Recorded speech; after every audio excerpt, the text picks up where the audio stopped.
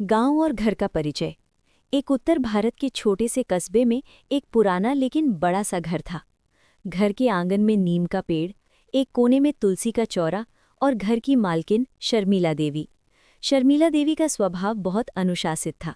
समय पर उठना, समय पर खाना, घर के हर काम में नियम। उनका मानना था, घर तभी चलता है जब औरत मजबूत हो। उनके पति का देहांत कई साल पहले हो चुका था।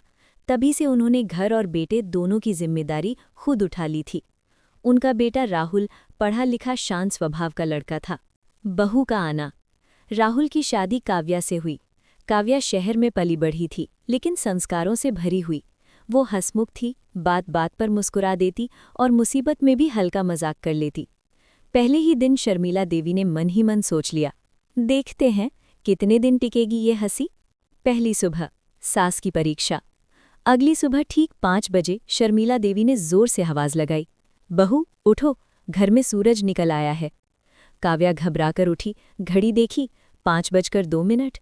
जल्दी जल्दी साड़ी पहनी और रसोई में पहुंच गई, लेकिन घबराहट में दूध उबलकर गिर गया और गैस बुझ गई। शर्मिला देवी भड़क उठी, शहर की लड़कियां घर कैसे संभालेंगी। काव्या की आंखें भर आईं, लेकिन उसने जवाब नहीं दिया। मज़ेदार घटनाएं। दिन बीतने लगे। कभी काव्या पूजा में मंत्र भूल जाती, कभी झाड़ू लगाते हुए फिसल जाती, कभी दही की जगह छाछ डाल देती।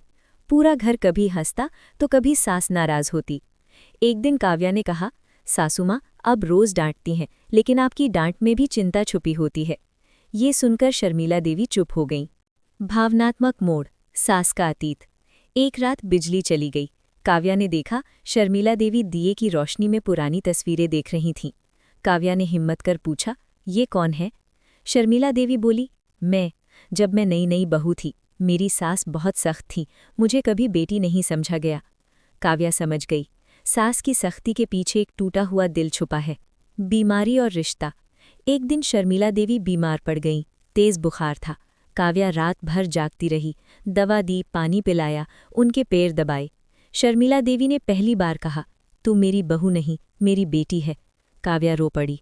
समाज की बातें और बहू की परीक्षा। पड़ोसने कहने लगी, अब तो बहू सास पर राज करने लगी है, लेकिन काव्या ने कभी जवाब नहीं दिया।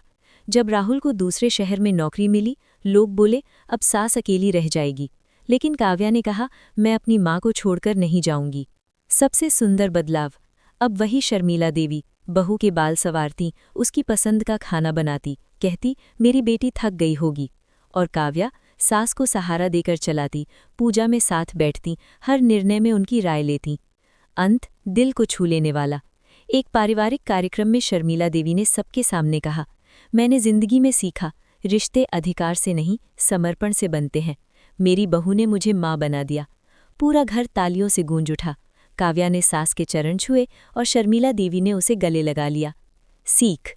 सास बहू का रिश्ता अगर धैर्य और प्यार से निभाया जाए तो ये सबसे मजबूत रिश्ता बन सकता है। जहाँ समझ होती है, वहाँ झगड़े खुद ही खत्म हो जाते हैं।